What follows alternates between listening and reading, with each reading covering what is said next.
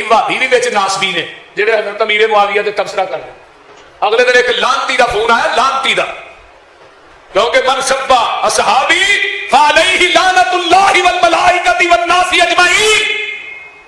جڑا کسی صحابی نو برا بھلا کہندا ہے, گالی دیندا ہے, فرمایا وہ کی ہے, او دے تے اللہ بھی لعنتاں بھیجدا ہے, پوری کائنات دی لعنت ہے, فرشتیاں دی لعنت ہے.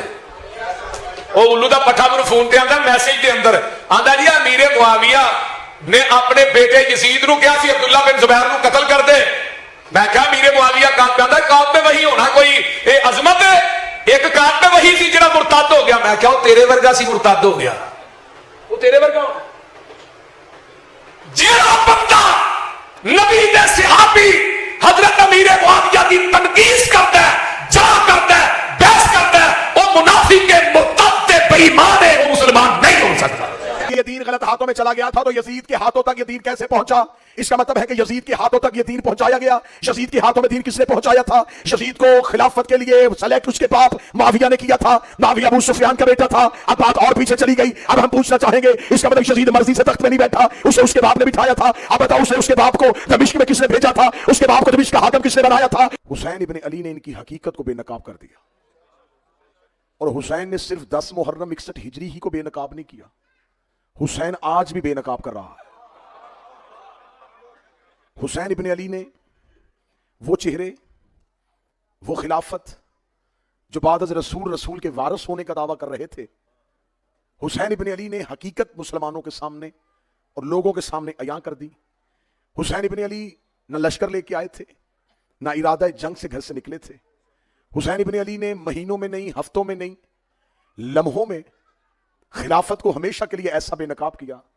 حسین ابن علی نے ہمیشہ کے لیے فتح کو ایسے اپنے نام کیا, اور وہ جو دنیا کے تیسرے حصے کا مالک بن کے بیٹھا تھا, وہ جس نے اپنی مرضی کے گورنر لگائے تھے, جو یہ سمجھ تھا کہ میرے پاس لاکھوں کا لشکر ہے, میں حسین کے پیغام کو زمانے میں نشر ہی نہیں ہونے دوں گا, ایک لقودک صحرا کا ہوا قتل زمانے میں کیسے بے نقاب ہو جائے گا.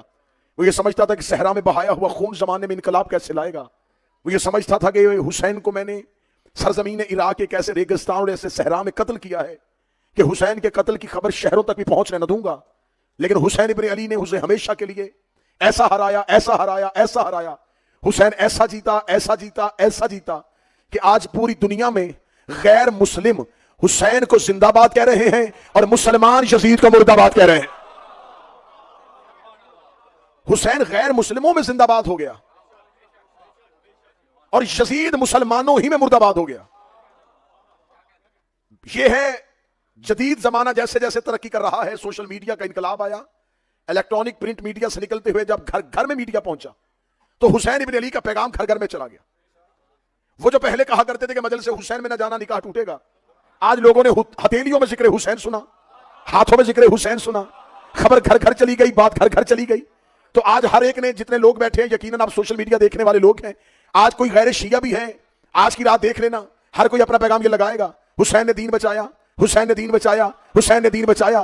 کل جب یوم حسین پہ مسجدوں پہ اعلان ہوگا تو کہا جائے گا حسین نے دین بچایا, حسین دین بچا گئے, حسین دین بچا گئے, حسین دین بچا گئے. آج شب عاشور کا الحیدر ٹرسٹ میں پہلا طریق سال جملہ کہنے لگا ہو, تم نے ہمیشہ کئی سالوں سے اپنی قوم کے بچوں کو صرف ایک بات بتائی ہے, وہ بھی ادھوری بتائی ہے. میں آج اس بات کو مکمل کروانے لگا ہوں. تم نے اپنے بچوں کو کہا حسین دین بچا گئے, حسین دین بچا گئے, حسین دین بچا گئے. میں تم سے سوال پوچھنا چاہتا ہوں, اس جملے کو مکمل کرو, کن سے بچا کے گئے؟ ہاتھ اٹھاؤ جو حسین کے نوکر بیٹھے. تم نے یہ بتایا کہ حسین نے دین بچایا, یہ نہیں بتایا کن سے بچایا. کیا دین کو عیسائیوں سے خطرہ تھا؟ آواز تھوڑی بہتر کر دی. کیا دین کو یہودیوں سے خطرہ تھا؟ کیا دین کو مجوسیوں سے خطرہ تھا؟ حسین نے کن سے بچایا؟ وہ جن سے بچایا وہ کون تھے؟ چلو ہاتھ نیچے تو میں دوبارہ اٹھوانے لگا ہوں. چلو اگلی بات بتا دو, بچا کے کن کو دیا؟ کیا حسین ابن علی نے جو دین بچایا تھا وہ جن سے بچایا تھا انہی کو دے دیا؟ اس کا مطلب ہے کہ حسین نے خلافت والوں سے دین بچا کے امامت والوں کے حوالے کر دیا. حسین نے دین خلافت والوں سے بچایا اور امامت والوں کو دے دیا. میری قوم کے نوجوانوں, یہ تمہارے مذہب کی جیت ہے, جو تمہارے 12 کو امام نہیں کہتے وہ حسین کو امام کہتے ہیں. جو جوان بیٹھے ہو میں تمہاری ترجمانی کر رہا ہوں.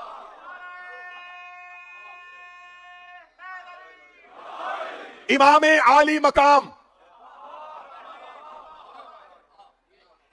انہوں نے علی کو امام نہیں کیا. حضرت علی, مولا علی کے نام کے ساتھ حضرت.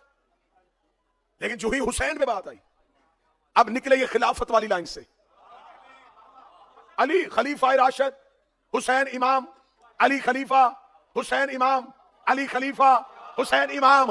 اوے خلیفہ باپ ہو تو بیٹا امام نہیں ہوتا, امام بھی باپ ہو تو بیٹا امام ہوتا ہے.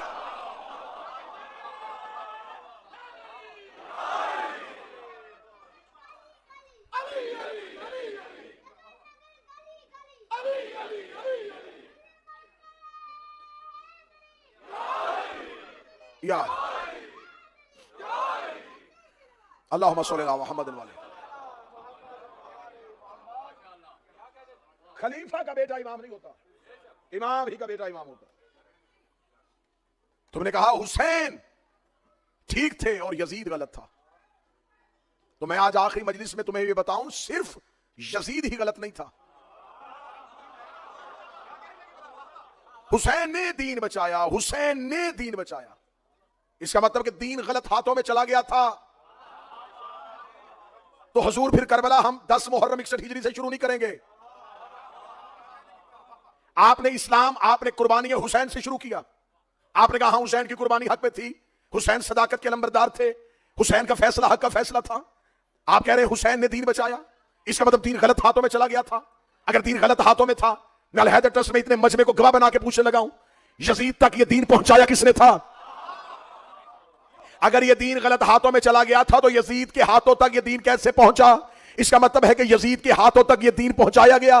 یزید کے ہاتھوں میں دین کس نے پہنچایا تھا؟ یزید کو خلافت کے لیے سلیکٹ اس کے باپ معاویہ نے کیا تھا. معاویہ ابو سفیان کا بیٹا تھا. اب بات اور پیچھے چلی گئی. اب ہم پوچھنا چاہیں گے اس کا مطلب یزید مرضی سے تخت میں نہیں بیٹھا, اسے اس کے باپ نے بٹھایا تھا. اب بتاؤ اسے اس کے باپ کو دمشق میں کس نے بھیجا تھا؟ اس کے باپ کو دمشق کا حاکم کس نے بنایا تھا؟ اس کے باپ پر یہ کرم نوازی کس نے کی تھی؟ تو کہتے ہیں جی تیسرے خلافت کے دور میں یزید کو پورا دمشق دے دیا گیا تھا. دوسرے خلیفہ نے اس کے نام پہ خط لکھ دیا تھا. اس کا مطلب ہے کہ اسے تیسرے خلیفہ نے بٹھایا تھا. اب بتاؤ تیسرے خلیفہ کا فیصلہ کس کمیٹی نے کیا تھا؟ کہ شورا کمیٹی نے کیا تھا. وہ کمیٹی کس نے بنائی تھی؟ وہ دوسرے نے بنائی تھی. وہ دوسرے کو کس نے بٹھایا تھا؟ وہ پہلے نے بٹھایا تھا. اس کا مطلب ہے صرف یزید ہی مجرم نہیں تھا, جس نے